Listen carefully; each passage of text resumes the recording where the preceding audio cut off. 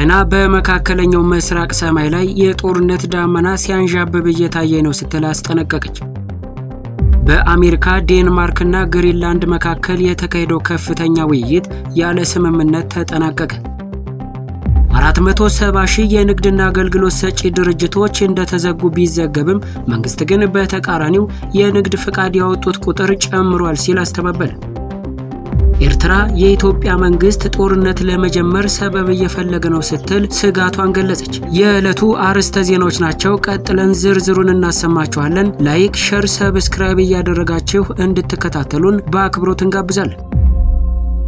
ኤርትራ የኢትዮጵያ መንግስት ጦርነት ለመጀመር ሰበብ እየፈለገ ነው አለች። የኢትዮጵያ ፌዴራል ፖሊስ ከኤርትራ በአማራ ክልል ለሚንቀሳቀሱ ታጣቂዎች የተላኩ በሺዎች የሚቆጠሩ ጥይቶችን ያስኩ ማለቱን ተከትሎ ኤርትራ የጠቅላይ ሚኒስትር አብይ መንግስት ጦርነት ለመጀመር ሰበብ እየፈለገ ነው አለች። የኤርትራ ማስታወቂያ ሚኒስትር የማነ ገብረ መስቀል ለኢትዮጵያ ውንጀላ ለሮይተርስ የዜና ወኪል የብልጽግና መንግስት በኤርትራ ላይ ጦርነት ለመጀመር ሰበብ እየፈለገ ነው ሲሉ ምላሽ ሰጥተዋል። የብልጽግና መንግስት ለ2 ዓመታት ያህል ጦርነት ለመጀመር ሲያደርግ ለነበረው መቁነጥነጥ ሐሰተኛ ባንዲራውን እያውለበለበ ነው ብለዋል። የኢትዮጵያ ፌዴራል ፖሊስ ረቡዕ ዕለት ባወጣው መግለጫ የኤርትራ መንግስት በአማራ ክልል ለሚንቀሳቀሱት የፋኖ ታጣቂዎች የተለያዩ አይነት የጦር መሳሪያ ጥይቶችን እየሰጠ ነው በማለት ወንጅለዋል። ፌዴራል ፖሊስ ጥር 6 2018 ዓመተ ምህረት ባወጣው መግለጫ ከ56 ሺህ በላይ የተለያዩ የጦር መሳሪያዎች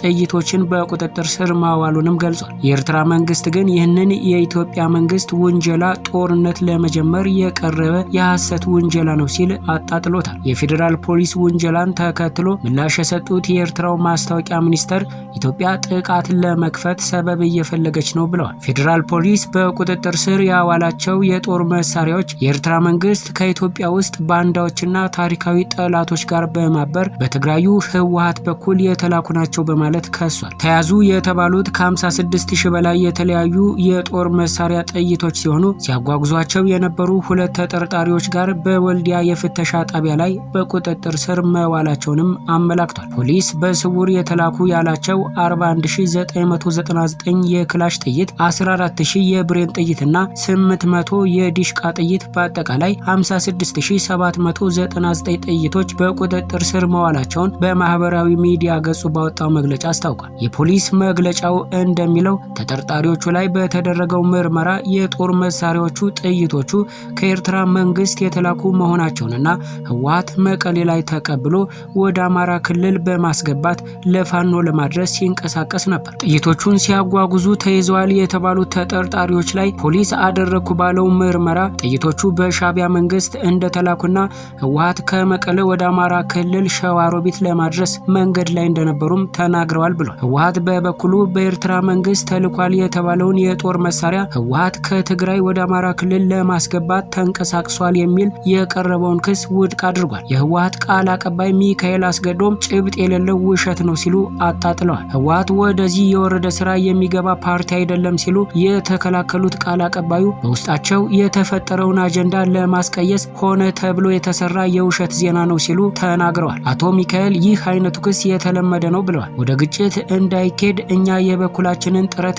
እያደረግን ነው። የነሱ አካሄድ ግን ይመስለኛል ወደዛ የሚያመራ ነው ብለዋል። የኢትዮጵያ መንግስት ከህጋዊ የፖለቲካ ፓርቲነት የተሰረዘው ህወሓት ከኤርትራ መንግስት ጋር እየተባበረ ነው የሚል ወቀሳ ሲያሰማ ይህ የመጀመሪያው አይደለም። የኤርትራው ፕሬዝዳንት በዚህ ሳምንት መጀመሪያ ላይ ከሀገሪቱ ብሔራዊ የቴሌቪዥን ጣቢያ ጋር ባደረጉት ቃለ ምልልስ የብልጽግና መንግስት በራሱ ሀገር ህዝቦች ላይ ጦርነት አውጇል ብለው ነበር። በዚሁ ቃል ምልልስ ላይ ኤርትራ ጦርነት እንደማትፈልግ የተናገሩት ፕሬዝዳንቱ ነገር ግን አገራችንን እንዴት መከላከል እንዳለብን እናውቃለን ብለዋል። ኢትዮጵያና ኤርትራ ከዚህ በፊት በድንበር ይገባኛል ጥያቄ የተነሳ ለ2 ዓመት ደም አፋሳሽ ውጊያ አካሂደው ነበር። ጠቅላይ ሚኒስትር አብይ ወደ ስልጣን መምጣታቸውን ተከትሎ በሁለት ሀገራት መካከል ሰላም በመውረዱ ጠቅላይ ሚኒስትሩ የሰላም ኖቤል ተሸላሚም ሆነዋል። በሰሜን ኢትዮጵያ የፌዴራል መንግስቱ ህወሓት ጋር የገባውን ጦርነት ተከትሎ በጋራ የዘመቱት ኢትዮጵያና ኤርትራ ከፕሪቶሪያ ስምምነት በኋላ በመካከላቸው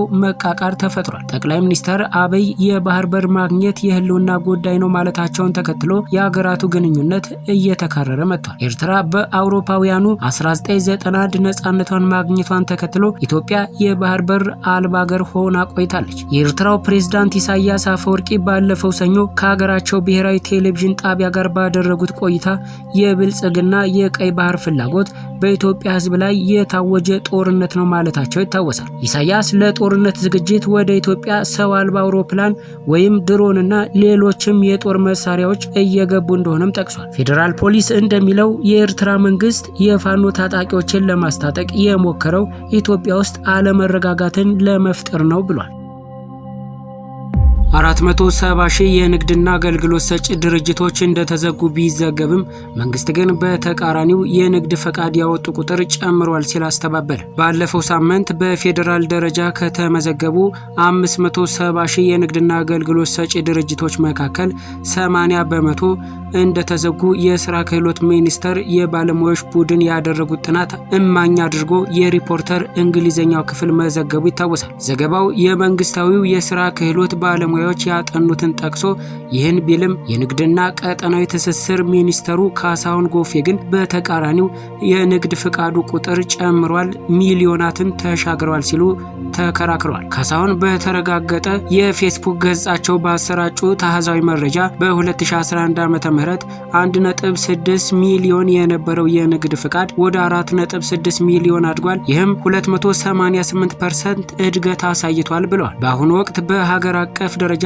4 ሚሊዮን 670,135 በስራ ላይ ያሉ የንግድ ድርጅቶች የንግድ ፈቃድ አውጥተው በህጋዊ መንገድ እየሰሩ ይገኛሉ የሚሉት ሚኒስተሩ በበጀት ዓመቱ በ6 ወራት ብቻ 371,818 አዳዲስ ነጋዴዎች አዲስ የንግድ ፈቃድ አውጥተው ወደ ስራ ገብተዋል ብለዋል። ከ2011 ዓመተ ምህረት እስከ 2018 ዓመተ ምህረት ባሉት 7 ዓመታትም 98,799 ነጋዴዎች የንግድ ፈቃዳቸውን መልሰዋል አሊያም ወደ ሌላ የስራ መስክ ተሸጋግረዋል በማለት መንግስታቸው ላይ የወጣውን መረጃ ተከላክለዋል። ሲቀጥሉም 4,670,135 በስራ ላይ ካሉት የንግድ ፈቃዳቸው የተሰረዘው 2 በመቶ ብቻ ናቸው ሲሉም አብራርተዋል። የስራና ክህሎት ሚኒስቴር የባለሙያዎች ቡድን ያወጣው ሪፖርትም ሆነ ሪፖርቱን ተንተርሶ የተሰራጨው ዘገባ በቀጥታ በመጥቀስ የተቆጠቡት ካሳሁን በፌዴራል የንግድ ፈቃድ አውጥተው እየሰሩ ያሉ 219,601 ሲሆኑ ባለፈው 6 ወራት 11,661 አዲስ ያወጡ ሲሆን በተለያዩ ምክንያት በ6 ወሩ 2007 ነጋዴዎች ብቻ ናቸው ፈቃዳቸውን የተሰረዘው ሲሉም አክለው ገልጸዋል። በጥቅሉ ባለፉት 7 ዓመታት በፌዴራል ደረጃ የንግድ ፈቃድ የመለሱት 12,892 ማለትም 5.8% ብቻ መሆናቸውንም ገልጸዋል። በመጨረሻም በአጠቃላይ ባለፉት 7 ዓመታት የነጋዴው ቁጥርና ኢኮኖሚያዊ አስተዋጽኦ በብዙ ጥፍ ያደገ ብቻ ሳይሆን የሀገሪቱ ገቢ የመሰብሰብ አቅም በእጅጉ እያሳደገና በወጪ ንግዳችን ላይ የተመዘገበው አስደናቂ ውጤት እንደ ማሳያ የሚወሰድ ነው ሲሉ ዘገባውን ተከትሎ በመንግስታቸው ላይ የተሰነዘረውን ብርቱ ትችት ለመከላከል ሞክረዋል።